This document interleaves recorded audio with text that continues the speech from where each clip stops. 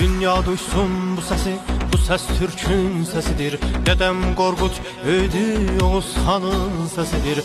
Dünya duysun bu sesi, bu ses Türk'ün sesidir. Dedem Korkut öydü Oğuz Han'ın sesidir. Bu ses Azerbaycan'ın ulu erkin sesidir. Tumrus anamdır benim Təbrizimin sesidir. Bu ses Azerbaycan'ın ulu erkin sesidir. Tumrus anamdır benim Təbrizimin sesidir.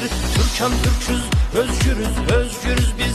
Hey hey! Qarabağda qaralar bağlayır Azerbaycan.